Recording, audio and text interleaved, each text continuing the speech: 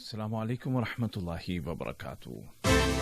یہ اردو ریڈیو قطر FM 107 ہے۔ باپ عبید طاہر سے آج کا پہلا نشریہ سماعت کیجیے۔ ابتدا میں پیش خدمت ہیں اس وقت کی اہم سرخیاں۔ صاحب سمو امیر شیخ تمیم بن حمد آل ثانی اور تیونس کے صدر کے درمیان دوحہ میں ہونے والی ملاقات میں دو طرفہ تعلقات اور ان کو فروغ دینے کے وسائل پر غور کیا گیا۔ صاحب امیر نے کہا کہ قطر تیونس کے شانہ بشانہ کھڑا ہے۔ صاحبۃ السمو شیخہ موزہ بنت ناصر نے صحت کے میدان میں انوویشن کے متعلق کانفرنس وش کا افتتاح کیا۔ یہ کانفرنس اس سال ویڈیو کانفرنسنگ ٹیکنالوجی کے ذریعے منعقد کی گئی۔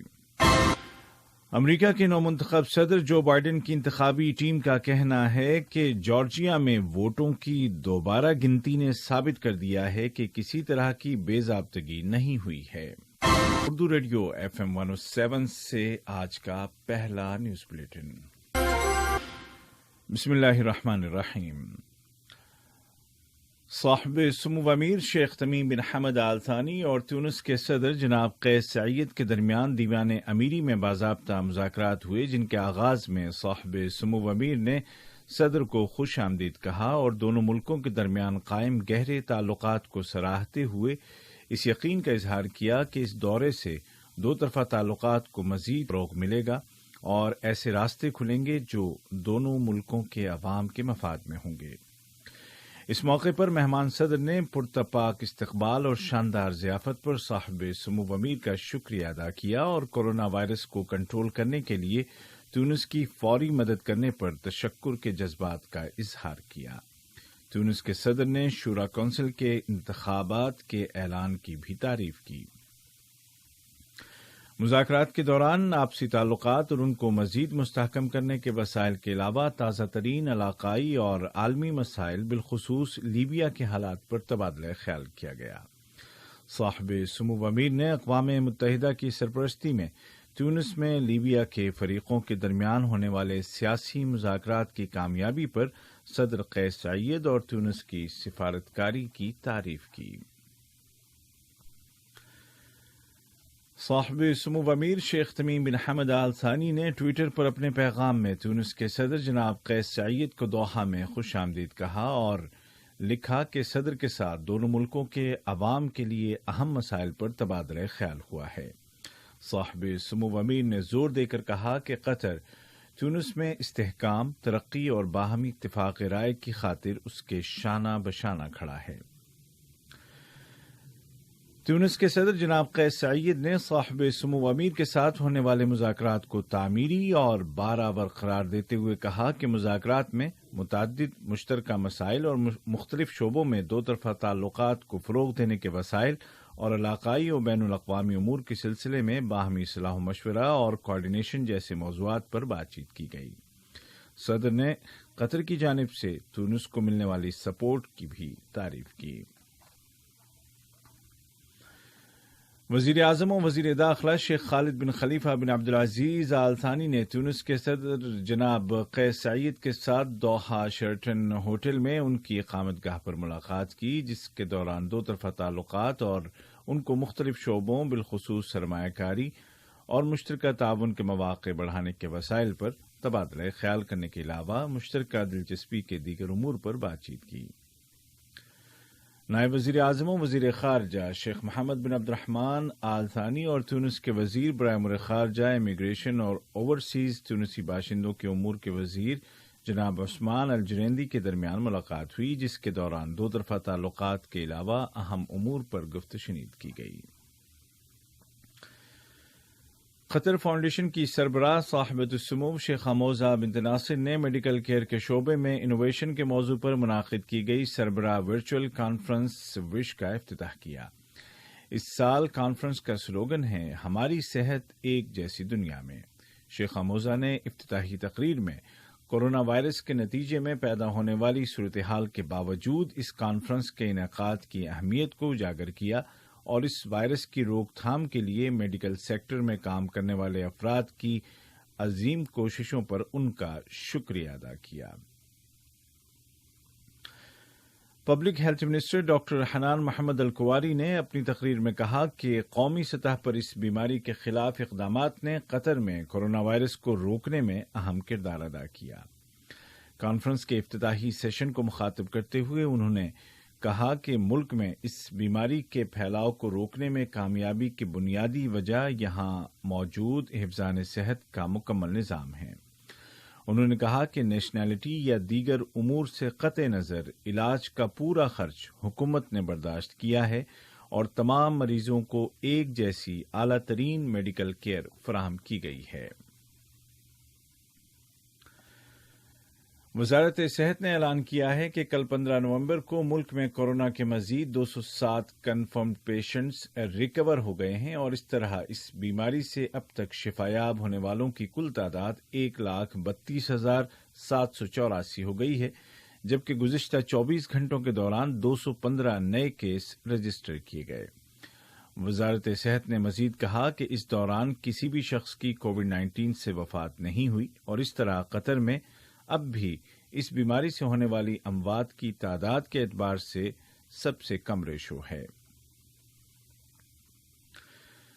سرکاری اداروں نے ہوم کوارنٹین کی شرطوں کی خلاف ورزی کرنے والے 2 افراد کو حراست میں لے لیا ہے جنہوں نے انڈرٹیکنگ میں درج شرطوں کی وائلیشن کی تھی، جس کی روشنی میں ان کے خلاف قانونی کارروائی کی جائے گی۔ یہ خبریں آپ اردو ریڈیو قطر FM 107 سے سن رہے ہیں۔ نائب وزیر اعظم و وزیر خارجہ شیخ محمد بن عبد الرحمن آل ثانی نے اقوام متحدہ کے سیکریٹری جنرل کے خصوصی ایلچی اور صومال میں اقوام متحدہ کے مشن کے سربراہ جناب جیمز سی سوان کے ساتھ قطر اور اقوام متحدہ کے درمیان قائم تعاون پر مبنی تعلقات، صومال کی صورتحال اور دیگر مشترکہ موضوعات پر تبادلہ خیال کیا۔ ریاست قطر نے خلیجی عرب ملکوں کے وزرائے تعلیم کی 26ویں جنرل کانفرنس میں شرکت کی۔ ویڈیو کانفرنسنگ کے ذریعے منعقدہ اجلاس میں وزیر تعلیم و اعلیٰ تعلیم ڈاکٹر محمد بن عبد الواحد الحمادی نے قطر کی نمائندگی کی۔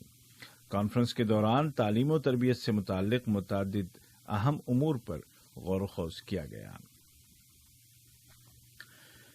وزیر مملکت برائے امور خارجہ جناب سلطان بن سعد المریخی کے ساتھ دوحہ میں بھارت کے سفیر جناب دیپک متل نے ملاقات کی اور 2 طرفہ تعلقات اور دیگر مشترکہ موضوعات پر گفت و شنید کی۔ سوڈان نے اعلان کیا ہے کہ اس نے گزشتہ ماہ اکتوبر کے دوران افریقی یونین کی سرپرستی میں جوبا میں کیے گئے معاہدے پر عمل درآمد شروع کر دیا ہے۔ یہ معاہدہ عبوری حکومت اور متعدد مسلح گروپوں کے درمیان طے پایا تھا۔ اس موقع پر دارالحکومت الخرطوم میں معاہدے پر دستخط کرنے والے فریقوں کے لیڈروں کی موجودگی میں زبردست جشن کا اہتمام کیا گیا۔ امریکہ کی نومنتخب نائب صدر محترمہ کیملا ہیرس نے کہا ہے کہ ریپبلکنز جھوٹے عدالتی دعووں کے ذریعے ایک فیصلہ کن فتح کو ختم کرنے کی کوشش کر رہے ہیں۔ انہوں نے ڈیموکریٹ سے اپیل کی کہ وہ عدالتی لڑائی لڑنے کے لیے تیار رہیں۔ در اسلام نو منتخب صدر جو بائیڈن کی انتخابی ٹیم نے کہا ہے کہ جارجیا میں ووٹوں کی دوبارہ گنتی نے ثابت کر دیا ہے کہ کسی طرح کی بے ضابطگی نہیں ہوئی ہے۔ اسی دوران میں سابق امریکی صدر باراک اوباما نے کہا ہے کہ جو بائیڈن ہی منتخب صدر ہیں اور یہ امر قابل افسوس ہے کہ ریپبلکنز الیکشن کے سلسلے میں شکوک ظاہر کر رہے ہیں۔ دوسری جانب صدر ٹرمپ جنہوں نے پہلی بار حریف جو بائیڈن کی فتح کا اعتراف کیا تھا، اپنے بیان سے پلٹ گئے ہیں اور ووٹوں میں بڑے پیمانے پر دھاندلی کے دعووں کو پھر سے دہرانے لگ گئے ہیں۔ ٹویٹر پر اپنے یکے بعد دیگرے پیغامات میں صدر ٹرمپ نے لکھا کہ جو بائیڈن صرف میڈیا کی نظر میں فاتح ہیں جو جھوٹی خبریں پھیلاتا ہے۔ انتخابات میں دھاندلی ہوئی ہے۔ صدر ٹرمپ نے اب سے ذرا دیر پہلے ایک ٹویٹ میں کہا کہ میں الیکشن جیت گیا ہوں۔ ٹرمپ کے وکیل روڈی جولیانی کا کہنا ہے کہ صدر نے جو بائیڈن کی فتح تسلیم نہیں کی تھی اور نہ ہی وہ دستبردار ہوئے تھے، بلکہ وہ موجودہ صورتحال کا مذاق اڑا رہے تھے۔ اور آذربائیجان نے خطے کی موسمی صورتحال کے پیش نظر آرمینیا کو کربجار شہر خالی کرنے کے لیے مزید 10 دنوں کی مہلت دے دی ہے۔ آذربائیجان واپس حاصل کیے گئے علاقوں کا انتظام و انصرام سنبھالنے اور قرہ باغ میں آذری باشندوں کے استقبال کے لیے تیاریاں کر رہا ہے۔